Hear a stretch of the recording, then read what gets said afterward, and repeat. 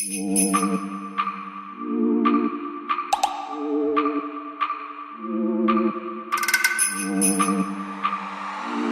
m'appelle Pablo Lopez, je suis directeur technique de Xebia et dans ce Fast Track, on va parler de design sprint et d'architecture. Donc déjà, on va partir de la base. Le design sprint, c'est quoi? Pour moi, qui suis un technicien, c'était assez obscur. Ça, j'avais promis de le mettre, il va me détester, mais c'est pas grave. Donc pour ceux qui étaient à la présentation design sprint, comment innover chez AXA ce matin, c'est Benoît Cizeron, le directeur d'un lab d'innovation au sein d'AXA. Donc moi, j'ai rejoint cette équipe au début de l'année en tant qu'expert technique, donc pour valider tous les sprints qu'on va faire. Est-ce que techniquement, c'est possible? Merci. Donc moi, je suis arrivé là-dedans et on m'a présenté cette méthodologie qui s'appelle Sprint Design, Design Sprint, bref, qui est une méthodologie issue de chez Google, qui a pour but d'innover et de créer des nouveaux produits sans avoir des boucles d'investissement trop grandes. L'idée, c'est on avait déjà l'agilité, on avait déjà DevOps, on avait déjà pas mal raccourci les temps, mais dans l'innovation, on n'est toujours pas très bien. Donc, Jack Knapp a écrit un livre, a tout formalisé, donc je vous invite à le lire. Il y a vraiment tout ce que vous allez retrouver dans le design sprint ou dans le sprint design sur Internet, ça vient de ce bouquin. Donc l'idée, c'est quoi? Quand on lance un projet, généralement, on a une idée. On va créer un espèce de cahier des charges. Même s'il est agile, on va faire un backlog, on va développer le produit, on va le lancer. Donc comme disait Hugo, on va déjà investir dans l'acquisition d'un certain nombre d'utilisateurs. Et puis on va apprendre de ses erreurs et on va itérer. Donc ça, c'est très classique dans l'agilité, c'est très classique dans le DevOps, on le retrouve à peu près partout. Dans la conception même d'un produit, c'est assez novateur. Pourquoi? En fait, le but, c'est vraiment de couper toute cette partie coûteuse et de se dire qu'on peut réaliser un produit, le soumettre à des utilisateurs en un temps très court. Donc la méthodologie Design Sprint by the Book, c'est j'arrive à mettre dans la main de mes utilisateurs un produit en 5 jours. Donc en 5 jours, c'est ce qu'on fait plus ou moins chez AXA, je parlerai des différences, mais de toute façon, là, on ne va pas parler de design, on va parler d'architecture. Mais pour reposer les bases, dans un premier temps, on va s'éclaircir les idées. Donc on va faire une phase où on va mettre à plat les idées avec les décideurs, donc tous les gens qui participent à la création du produit, plus un certain nombre d'animateurs, on va essayer de faire sortir quelles sont les grandes lignes du produit, qu'est-ce qu'on veut implémenter. Derrière, on va les mettre à contribution et on va tous designer une UI. Donc sur des papiers, on va penser quel est le parcours utilisateur idéal pour mon produit. Tout le monde va s'y mettre. Troisième jour, on va décider, on va arbitrer. On va dire, bah oui, en fait, l'écran de login, il faut qu'il arrive tout de suite, ou alors il faut qu'il arrive à la fin, parce que sinon, ça fait un effet déceptif tout de suite, ça bloque. Tout un tas de décisions on a un consensus, et on va développer le quatrième jour un prototype. Un prototype qui est plutôt figé, donc très rapide à développer. Donc en fait, on va créer des images cliquables, hein, plus ou moins. Les designers vont me détester si je dis ça, mais des images cliquables pour tout de suite, le cinquième jour, le mettre dans la main des utilisateurs et recueillir leur feedback. Et comme disait Hugo, l'échantillon, le panel d'utilisateurs, comment je vais le construire? Est-ce que je vais les payer ou pas? Quelles questions je vais leur poser? C'est hyper important. Et derrière, je sais si je suis market profitable ou pas avec mon produit, parce que je vais avoir, oui, je l'utiliserai, non, je ne l'utiliserai pas. Donc ça s'adapte très bien à du design, de l'UX, de la méthodologie produit. Moi, je suis un technicien et il m'arrive d'avoir des missions d'architecture à faire. Alors, je ne vais pas rentrer dans le débat de qu'est-ce que c'est qu'un architecte. Est-ce que ça doit coder? Est-ce que ça doit pas coder? Est-ce que ça doit faire des dessins ou pas de dessins? Bref, je ne vais pas rentrer dans ce débat-là, on pourra en débattre plus tard, parce qu'on en aurait pour des heures. Mais à un certain niveau de seniorité, tout technicien, à un moment ou à un autre, devra faire face à de l'architecture. Alors il y a plusieurs moments dans la vie d'un projet où on va avoir faire face à de l'architecture. C'est le cas le plus classique, c'est le lancement d'appel d'offres. Je reçois un cahier des charges, ça peut être 2 lignes, ça peut être 510 pages avec tous les écrans, et on me demande de proposer une réponse technique à ça. Ça peut être un audit. Venez chez moi, regardez mon SI, dites-moi comment est-ce qu'il est bien fait, est-ce que ça répond à mes besoins, est-ce que je ne peux pas améliorer des choses. Ça peut être du pur conseil.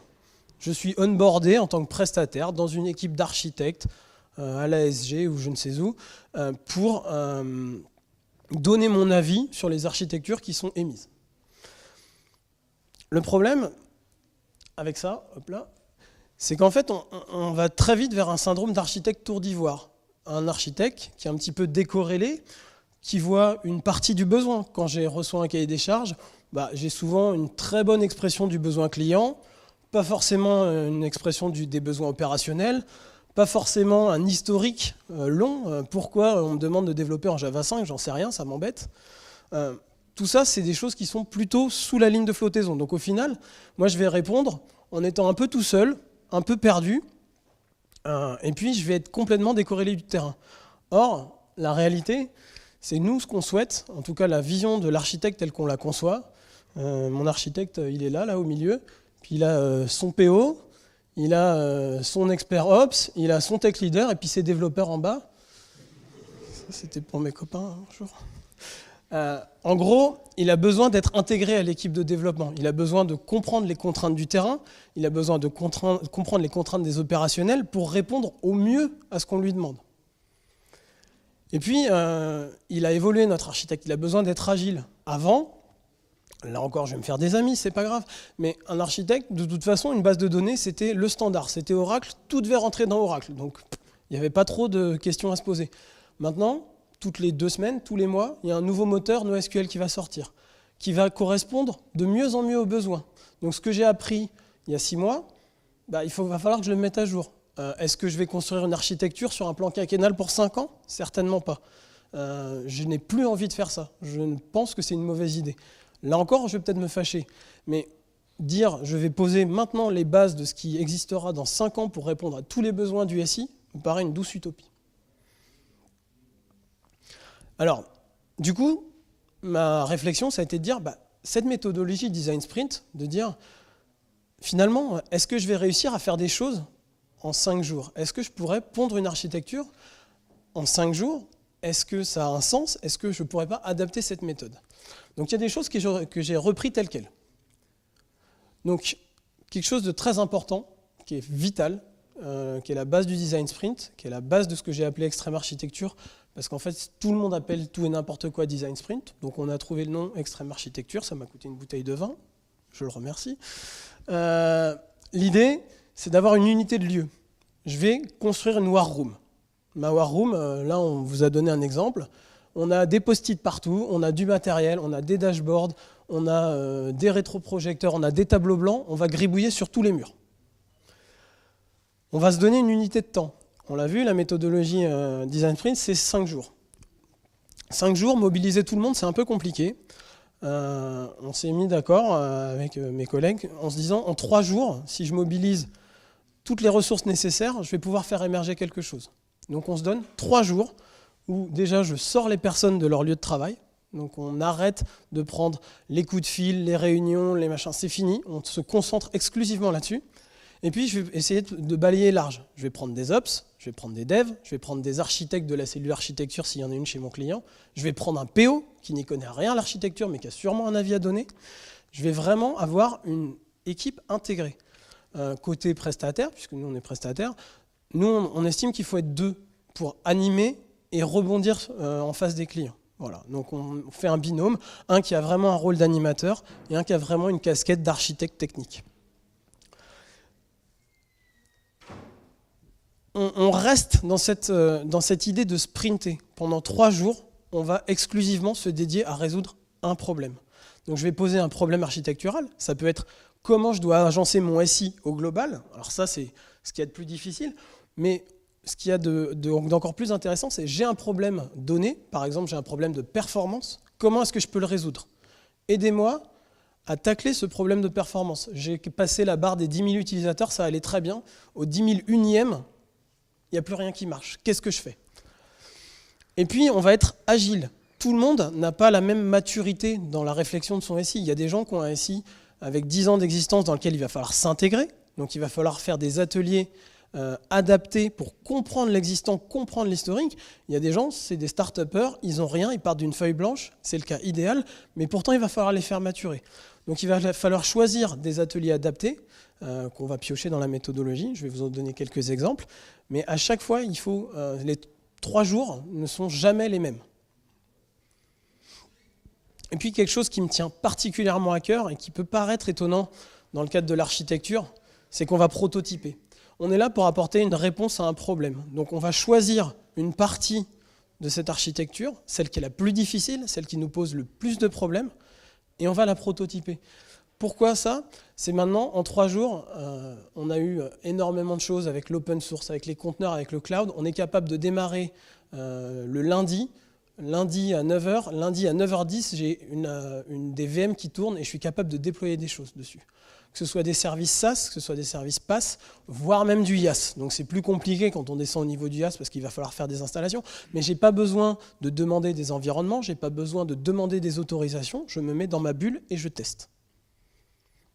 Et le but, c'est d'arriver avec un prototype fonctionnel. Est-ce que j'ai vraiment répondu à la question qu'on m'a posée au début? Alors comme j'ai dit, la méthode marche très bien pour du design UX. Pour de l'architecture, c'est peut-être un petit peu plus difficile, donc on a adapté un certain nombre d'ateliers. Il y en a un qu'on a gardé, mais qu'on a basculé, c'est l'atelier persona. Donc les personas, c'est quoi? C'est mes utilisateurs d'habitude. Quand je suis en mode réflexion de produit, c'est qui va utiliser mon produit. Quand je suis en réflexion d'architecture, c'est pas ça, c'est qui va se baser sur mon architecture, qu'est-ce qui va lui arriver. Et du coup, mes personas, elles vont un peu bouger. Je vais avoir mon développeur. Mon développeur, c'est quoi? Qu'est-ce qu'il veut? Il veut pouvoir développer et livrer rapidement son projet. D'accord? Je vais avoir mon Ops. Mon Ops, lui, son but, c'est 100% de dispo. Donc on voit déjà, il y a peut-être quelque chose où on va avoir déjà un biais introduit. Et puis on peut aller encore plus loin. J'ai Boris Grishenko, là, qui est un hacker. Donc mon hacker, lui, qu'est-ce qu'il veut? Il veut exploiter les failles.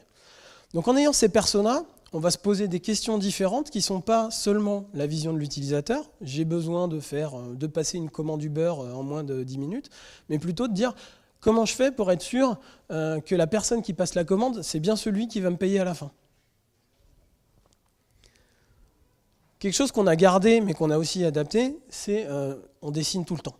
On dessine tout le temps, on gribouille, on fait des post-it, on fait des tableaux, on fait des schémas, on efface. Là, c'est typiquement un atelier qu'on a fait avec des clients, donc on les a mis à contribution. Donc même le PO est en train de faire un dessin d'archi. L'idée, c'est ça, c'est on va itérer non pas sur une UX, on va itérer sur une définition. Donc j'ai un serveur. Au début, je fais un carré. Et après, je vais aller poser des services dans ce serveur. Après, je vais aller mettre des flux. Après, je vais aller mettre des interfaces. Je vais aller mettre tout un tas de choses. Je vais vraiment itérer, dessiner, jusqu'à arriver à quelque chose.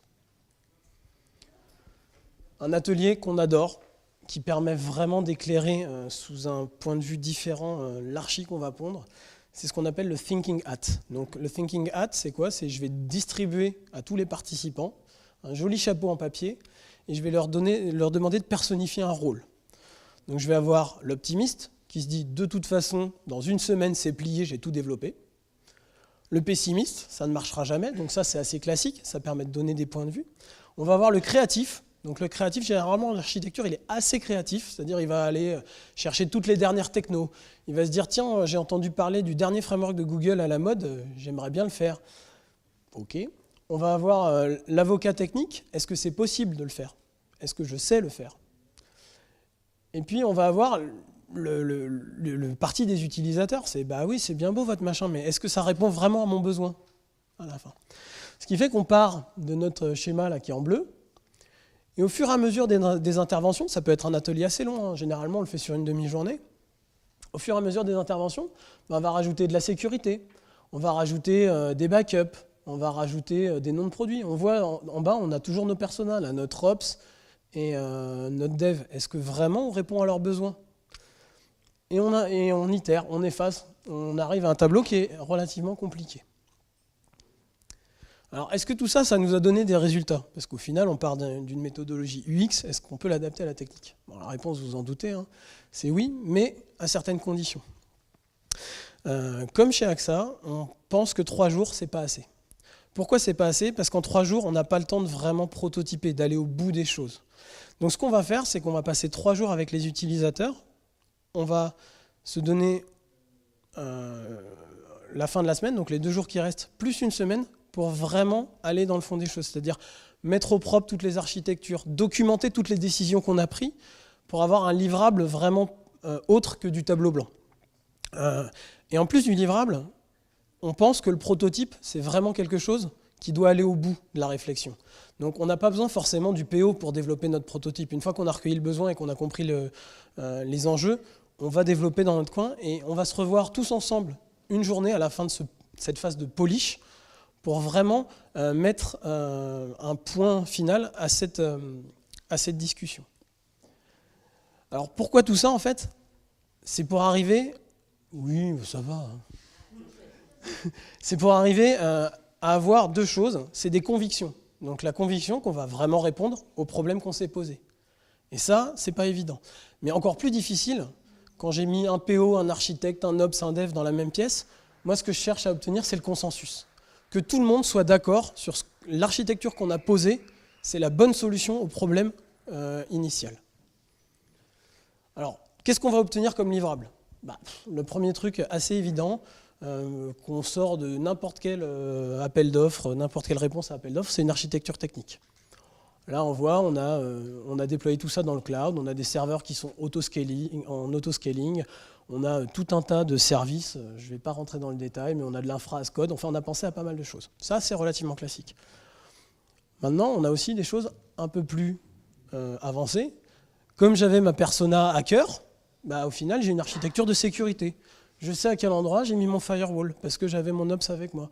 Je sais à quel endroit je vais avoir une IP publique, je sais à quel endroit je vais avoir une IP semi-publique, je sais à quel endroit je vais encrypter les mots de passe, je sais où je vais stocker les données. Ça, c'est déjà plus rare de l'avoir directement dès la proposition ou dès l'étude d'architecture. On a un truc extrêmement important, c'est qu'on a une release map qui n'est pas une release map produit, mais une release map d'architecture. Pour développer le produit aux dates données, j'ai besoin d'avoir posé telle brique. Et ça, faire le croisement avec une map produit, c'est extrêmement rare aussi de dire le 1er janvier, il faut que j'ai posé mon architecture cloud et que tout soit scripté. Sinon, je n'arriverai pas à sortir mon produit. On a notre prototype opérationnel. Alors, je vais faire la différence entre un prototype et un POC. Notre prototype, il est à jeter. Qu'on soit clair, ce que j'ai développé en 3 jours, en 2 semaines, il n'est pas question de dire je vais en faire un truc un petit peu plus beau puis je vais le déployer en prod. Jamais. Jamais. Il faut le jeter. Mais par contre, on a vu là, on a une instance qui tourne sur de la prod, on a des logs opérationnels, on a résolu un problème qui était, là c'est un problème de communication. On avait besoin de savoir si nos devices allaient communiquer avec notre archi-cloud. J'en ai fini. Est-ce que vous avez des questions? J'ai du temps? J'ai dit. Merci. J'ai 2 minutes. Bonjour. Moi j'ai une question très pragmatique. Ouais. C'est qu'en général, les ops souvent sont des ressources assez critiques, assez rares. Ouais. Et que ça me paraît difficile de réussir à les sortir dans un contexte opérationnel sur 3 jours. Ouais. C'est un des arguments qu'on nous oppose. Et moi, en retour, ce que je vais dire, c'est si on ne le fait pas, dans 3 mois, on va leur livrer quelque chose qui ne convienne pas à leurs besoins.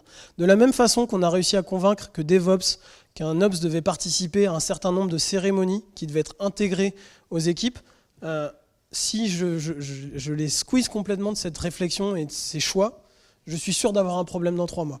Donc, très bien, on ne veut pas investir 3 jours, on n'investit pas 3 jours, mais les problèmes vont arriver, et on en est quasiment certain. Alors là où on a encore plus de difficultés, c'est quand les ops ne sont pas rattachés directement à la même boîte. Et alors là, on va souvent au carton. Par contre, on a quelque chose qui est en train de changer dans les entreprises, c'est que de plus en plus, comme les devs et les architectes sont force de proposition sur tout un nombre de choses, notamment ce qui va être déploiement continu, et ainsi de suite, on voit que naturellement, il y a des gens qui vont endosser ce rôle. Ils l'endosseront peut-être pas bien, mais au moins on aura un point de vue qui vient de l'intérieur du SI qui va nous donner des insights sur comment ça se passe vraiment.